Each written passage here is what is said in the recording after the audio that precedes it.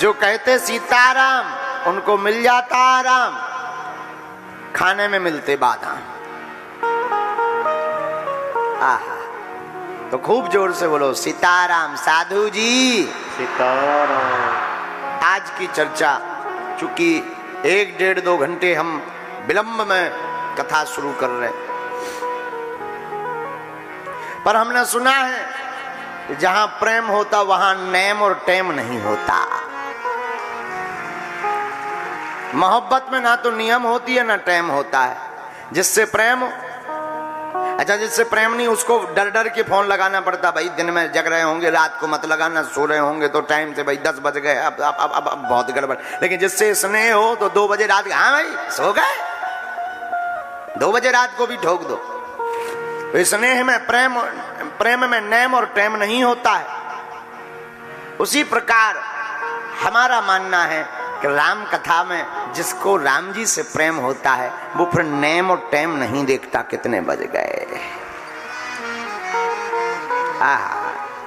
बोलो सीताराम। तो आज की कथा का सूत्र 1, फिर कथा में बढ़ेंगे। ईश्वर को पाने के लिए राह मजबूत मत रखो, राम जी को पाने के लिए चाह मजबूत रखो। भगवान चाय से मिलते हैं। किससे? चाय से नहीं कि तुम सोचोगे वाह महाराज जी ने अच्छा उपाय बताया, चाय से मिलते, चाय से नहीं, चाह से। भगवान की चाह जिस भक्त को होती है भगवान उसके घर दौड़े चले आते हैं। और राम कथा ऐसा सत्संग ग्रंथ है, क्षमा कीजिएगा मेरे पागलों, राम कथा जीवन की वृथा को मिटाती है। राम कथा राघव से मिलाती है, राम कथा रस में डुबाती है। राम कथा इसलिए ग्रंथ नहीं सदग्रंथ कहलाती है। राम कथा बुझी हुई रोशनी में उजाला लेकर आती है। बुझी हुई जिंदगी में राम कथा उजाला लेकर आती है। अच्छा सुनो, एक बहुत अच्छी बात आपने सुना होगा, विद्वान बैठे हैं, वाल्मीकि रामायण, अनेक रामायण हैं, आनंद रामायण, प्रमोद रामायण, कंबन रामायण है, मलयालम की अलग है, कन्नड़ रामायण, बांग्ला रामायण। पर रामचरितमानस का नाम रामायण नहीं रखा गोस्वामी जी ने, श्री रामचरितमानस रखा। बाकी कहलाती रामायण, लेकिन गोस्वामी जी कितने चतुर हैं, इन्होंने क्या लिखा? श्री रामचरितमानस। अच्छा हम कल सोच रहे थे कि गोस्वामी जी ने श्री रामचरितमानस ही क्यों रखा? सबने तो रामायण रखा, वाल्मीकि रामायण, आनंद रामायण, प्रमोद रामायण, घनश्याम रामायण, राधे श्याम रामायण, बांग्ला रामायण, कन्नड़ रामायण, मलयालम रामायण। फिर गोस्वामी जी ने श्री रामचरितमानस क्यों? मानस क्यों? हमें एक बात समझ आई और आपको अच्छी लगे तो कहना। हमें लगा बाकी जितनी रामायण का अर्थ क्या होता? आयण का अर्थ होता है भवन, मंदिर। रामायण राम जी का मंदिर, यही रामायण। रामायण का अर्थ यही है। तो हमें लगा बाकी जितनी रामायण है वो तो है राम जी का मंदिर, लेकिन श्री रामचरितमानस है सरोवर। सरोवर का मतलब जलाशय, पानी का तालाब। तो बाकी रामायण तो है राम जी का मंदिर, लेकिन श्री रामचरितमानस जलाशय। तो भैया क्या है? बोले देखो भाई, मंदिर जाना है तो मंदिर जो भी व्यक्ति जाता है पवित्र होकर जाता है। तो जो पवित्र हो जाता है वो मंदिर जाता है, लेकिन जिसे पवित्र होना होता है वो जलाशय आता है। तो सीधा सा अर्थ है, अगर तुम पवित्र हो गए तो रामायण को पढ़ो, अगर पवित्र नहीं भय तो श्री रामचरितमानस की धारा में डुबकी लगाओ। इसलिए पावन पवित्र ग्रंथ श्री रामचरितमानस। और एक बात मेरे पागलों, तुम अपनी जिंदगी में एक बात याद रखना, परिस्थितियां कितनी भी विकट हो घबराना मत। कह देना हमारे बागेश्वर बालाजी निकट हैं। जिसके भगवान निकट होते हैं परिस्थितियां कितनी भी विकट हो, कोई कुछ नहीं बिगाड़ सकता। सिर पर सीताराम, फिकर फिर क्या करना, क्या करना, क्या करना, क्या करना, क्या करना, तेरे बिगड़े बनेंगे काम, फिकर फिर क्या करना। हाँ, सिर पर सीताराम, फिकर फिर क्या करना। सिर पर श्री सीताराम जी हो और विकट परिस्थितियों में भी घबराना मत मेरे पागलो, बागेश्वर के पागलो। एक बात याद रखना अपनी जिंदगी में, संसार में कुछ भी असंभव नहीं है। असंभव, इम्पॉसिबल, ये तो सिर्फ एक शब्द है।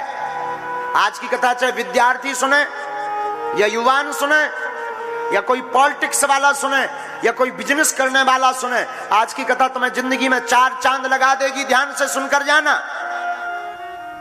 जितने भी यहां पर बैठे हुए पागल हैं, इस संसार में इम्पॉसिबल नाम की कोई चीज ही नहीं है, असंभव कुछ भी नहीं है।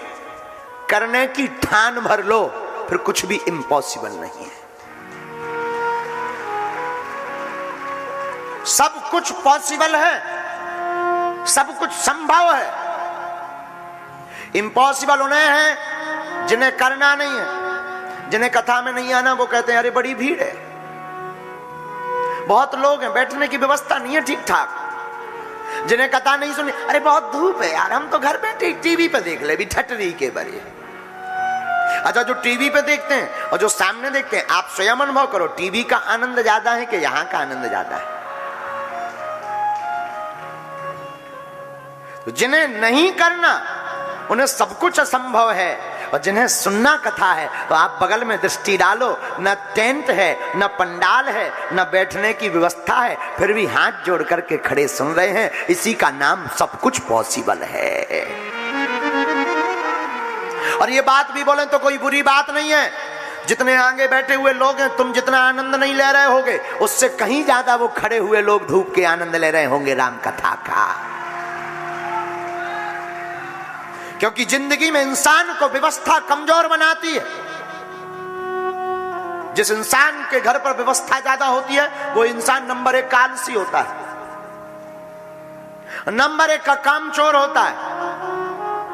क्षमा कीजिएगा, भारत के लोगों के लिए एक संत ने सूत्र दिया था, अक्सर उनकी ट्रेन निकल जाया करती है, अक्सर उनकी ट्रेन निकल जाया करती है जिनके मकान रेलवे स्टेशन के नजदीक होते हैं।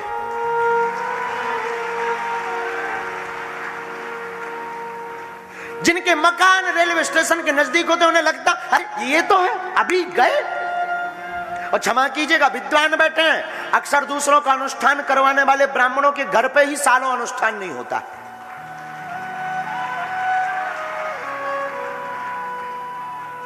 गंगा के किनारे रहने वाले लोग अक्सर गंगा स्नान नहीं कर पाते हैं, लेकिन गांव का हमारे जैसा मजदूर आदमी हर 3 महीने में गंगा में डुबकी लगाकर आ जाता है।